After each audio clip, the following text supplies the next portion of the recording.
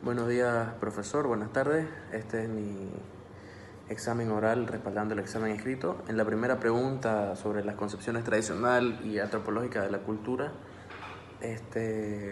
la diferencia es que la cultura tradicional es el tipo de cultura que se refiere al refinamiento del intelecto humano, como por ejemplo de las artes, de la filosofía, la ciencia, de todo esto, de la música. Esto nos dice que una persona culta es una persona que tiene conocimiento en esto, de cultura general. Esto nos dice que hay una cultura universal para todos. De ahí la cultura antropológica nos dice que es toda manifestación de actividad humana, no solo tiene que ver con lo previo mencionado, sino también con todo como sus creencias, su vestimenta, su gastronomía, su jerarquía, sus tradiciones, todo esto, digamos. Y esto elimina el concepto de cultura tradicional de universal, digamos, porque cada nación, cada pueblo, cada grupo humano definido o cada país puede tener su propia cultura.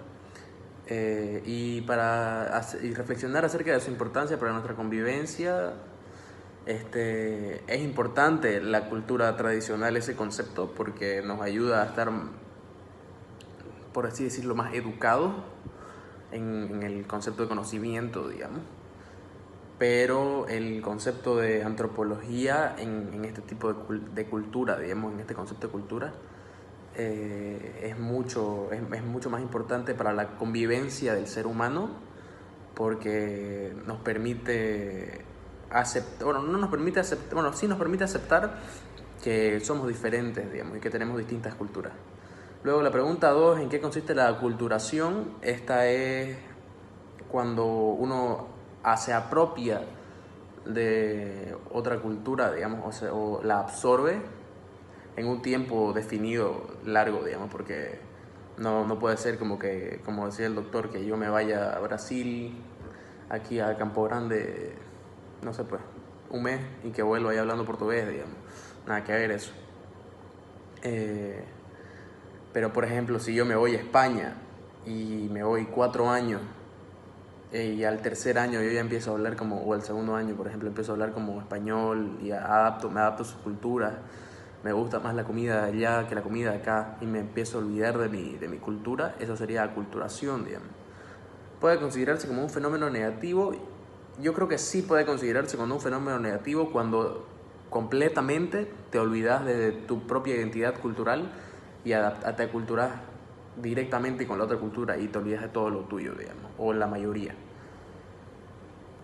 Porque así se iría perdiendo algo que es muy importante, que es eso, que es la identidad cultural propia.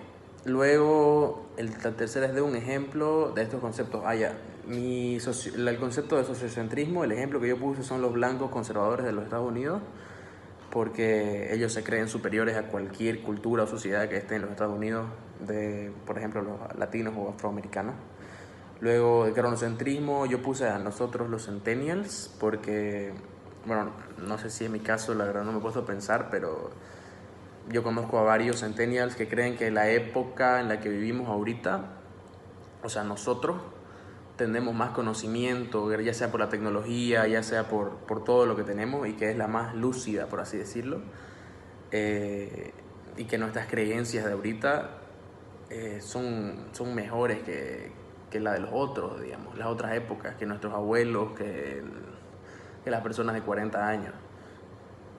Luego el naciocentrismo, yo puse a los Estados Unidos igual, porque en general ya como nación, porque ellos se toman como que son el número uno del mundo, ellos son lo mejor del mundo gracias al capitalismo y al consumismo que tienen, y esto, gracias al capitalismo, ellos se creen que pueden hacer cualquier cosa en el mundo, digamos. Por eso puse el nacionalismo a Estados Unidos. La pregunta 4 indica en qué se distingue la interculturalidad del multiculturalismo. Yo puse que la interculturalidad es la que acepta la asimilación de distintas culturas, costumbres o normas estas que son ajenas a la propia. Luego, en cambio, la multiculturalidad es la que entiende que si naces en una cultura, no podés cambiar a otra, no hay forma de que cambie. Y siendo así, entonces la interculturalidad, pasando a la segunda parte de esta pregunta, la intercultural mucho más compatible con el pluralismo, porque estas pequeñas minorías culturales con la interculturalidad se pueden expresar y pueden no quedar opacadas, digamos, por la cultura mayoritaria. Pueden expresarse y estas pueden ser respetadas, digamos. Luego, las 5, ¿ha progresado la humanidad? Yo creo que sí, sí ha progresado. Hay muchos factores que demuestran que sí ha progresado, y yo el principal criterio que uso es la esperanza de vida, porque en el siglo XIX la esperanza de vida era de 35 a 55 años, digamos.